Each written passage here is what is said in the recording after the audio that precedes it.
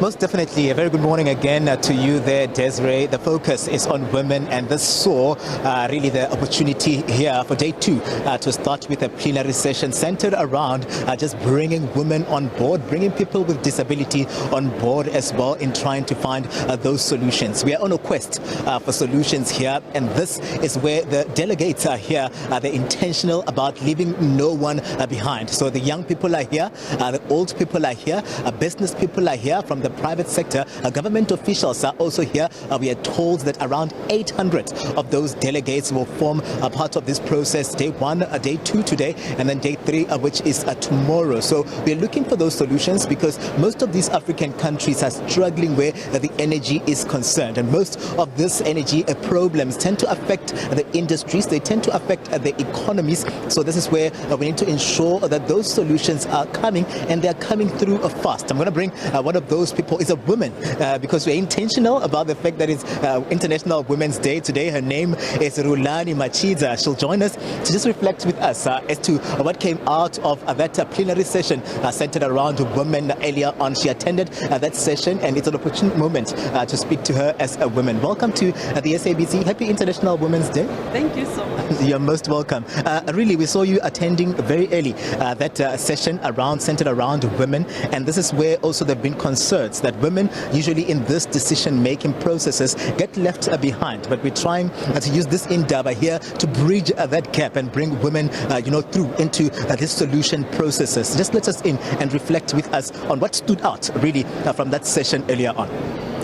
It was a real eye-opener, and the platform is huge. If you look at the opportunities that are here on the energy space, it's a great platform for women. If I reflect on the session, if you look at the solutions that are out there that are required, as a country we are struggling currently, and as women we are mostly impacted when it comes to energy poverty or when it comes to energy security. There are massive opportunities that we need to be participating. What stood out is the issue of access of funding. We can have, as much as we have got problems or challenges, we come in with solutions, and those solutions need funding. So there were funding platforms, opportunities that have been created. There are opportunities also to connect with big brothers. There's a platform where we are able to integrate with other OEMs, bigger players in the space, so that we can bring up African solutions by African, more so women, because if you look at women, we are integrated, we are the heart of the community or the society, so we are able to bring solutions that are closer in terms of the communities, and I think that's where we then I could see that even on the perspective of myself, with almost 3 decades of exposure and experience in the energy sector, it's time to plow back. It's time to light up the continent and by ourselves. I'm encouraged because you're also an engineer, and that issue of skills transfer from the older generation to the younger generation is something that is very pivotal as we craft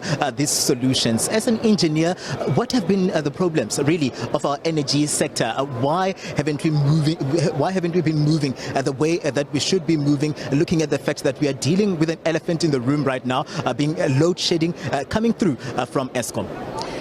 I think when I reflect, one of the biggest gap, it's our communities are not coming on board to be part of the solution. And if you look at these challenges, most of them can be resolved by bringing everybody.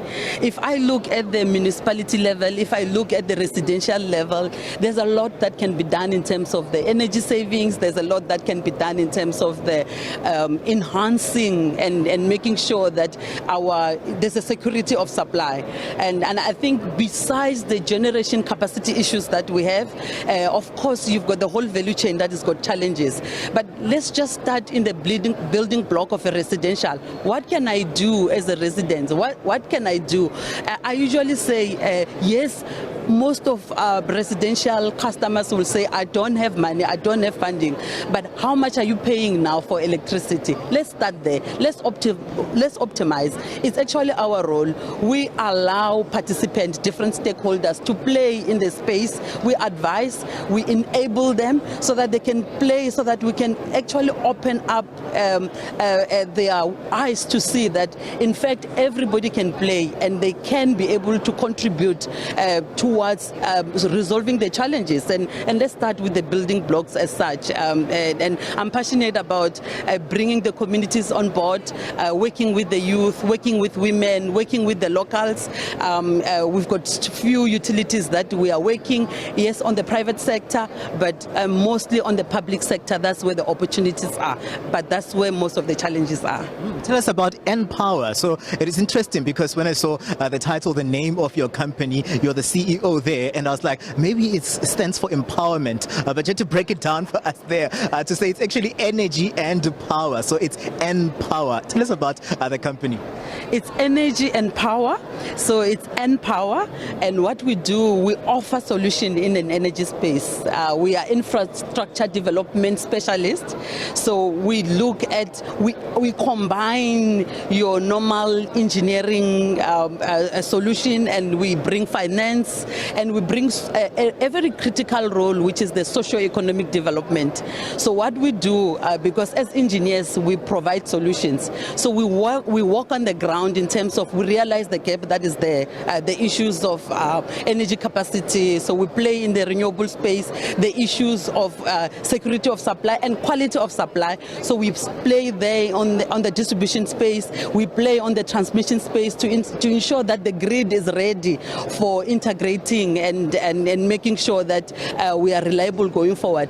When we started, we were doing mostly the engineering part, but we realized there was a gap, because we can advise, we can come up with plans, master plans, and the designs we give to the client, but there is no capacity to execute. So what we did, we partnered and we formed an entity with Machite Engineering. So we are as Empower Machite. We take those solutions that we have conceptualized, that we have worked on, and we implement on the ground.